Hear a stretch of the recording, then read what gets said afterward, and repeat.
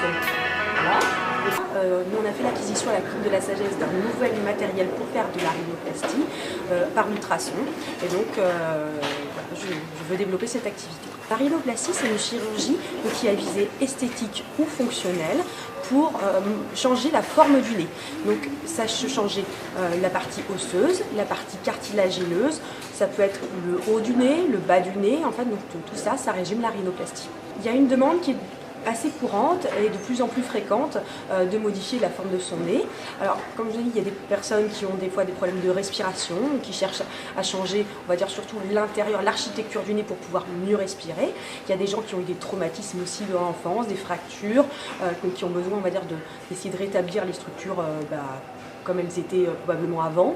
Et il y a des personnes aussi qui souhaitent juste modifier esthétiquement la forme de leur nez, qui ne leur convient pas. Alors la rhinoplastie aux ultrasons, c'est une autre façon de penser la rhinoplastie. Avant, les outils utilisés par la rhinoplastie, c'est des outils qui permettent de casser les os. Donc ça veut dire des maillets et avec des burins, pour parler très aiguisé, et en fait on tenait des petits coups sur l'os jusqu'à le casser de façon précise sur un chemin qu'on avait préétabli. Le seul problème de ces outils-là, c'est que des fois l'os ne se casse pas exactement comme on veut, parce qu'il y a un petit côté aléatoire, et donc les chemins, on va dire, pouvaient faire des fractures multiples, des nez fragilisés, et donc on pouvait voir des résultats secondaires qui n'étaient pas forcément très acceptables. Les rhinoplasties aux ultrasons, ça nous permet d'avoir plusieurs outils. Les mêmes choses que je vous ai présenté des fractures, mais cette fois-ci elles sont millimétrées et les ultrasons préservent les structures en dessous. Donc il n'y a pas de fracture possible autre que celle qu'on a voulu faire.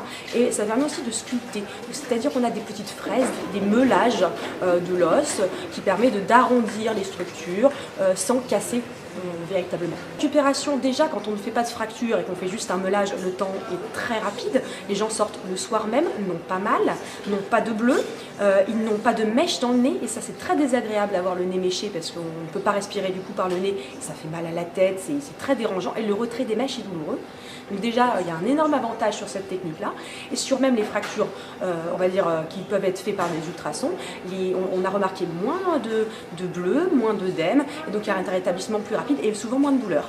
Je trouve, et j'ai trouvé surtout que mes résultats étaient plus précis et qu'il y avait moins de reprises post-opératoires, moins d'aléatoires dans la chirurgie et donc avoir un travail qui est beaucoup plus concordant avec ce qu'on avait planifié avec le patient.